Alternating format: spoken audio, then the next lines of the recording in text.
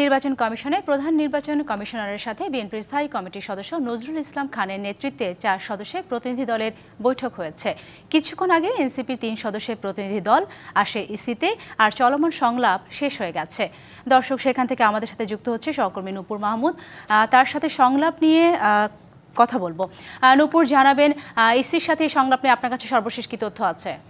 ধন্যবাদ আপনাকে। আপনি যেমনটি জানতে চাচ্ছিলেন সাথী, আসলে ঘনিয়ে আসছে ত্রয়োদশ জাতীয় সংসদ নির্বাচন, আর একটি সুষ্ঠু নির্বাচনের লক্ষ্যেই কিন্তু আমরা দেখতে পাচ্ছি নির্বাচন কমিশন সকল ধরনের প্রস্তুতি সম্পন্ন করছে ইতিমধ্যে।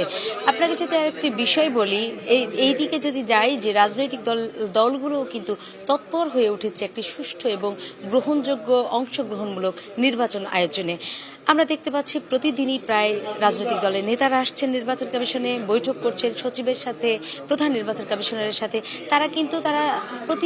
তারা শুধু বলছেন কিভাবে একটি সুষ্ঠু নির্বাচন সম্ভব এবং নির্বাচন কমিশন সম্পূর্ণভাবে প্রস্তুত কিনা এই নির্বাচনটিকে সুষ্ঠু করার জন্য।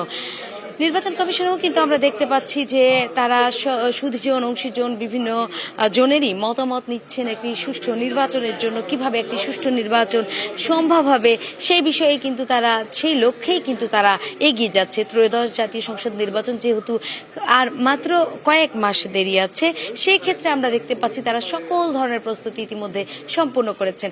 আপনি জানেন যে আজকে সারাদিনে কিন্তু সংলাপ ছিল।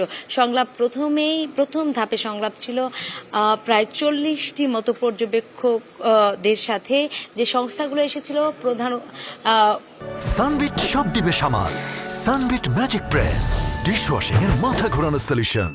প্রধান নির্বাচন কমিশনার সে সময় বলেছিলেন যে যাতে করে নির্বাচন কমিশনের যারা পর্যবেক্ষণের দায়িত্বে থাকবেন তারা যেন কোনোভাবেই রাজনীতির সাথে কোনোভাবে রিলেটেড না থাকে, এই বিষয়টি কিন্তু বারবার বলছিলেন এবং তারাকে আইনের বিষয়টা যেন মাথায় রাখেন এই বিষয়টিও বলছে।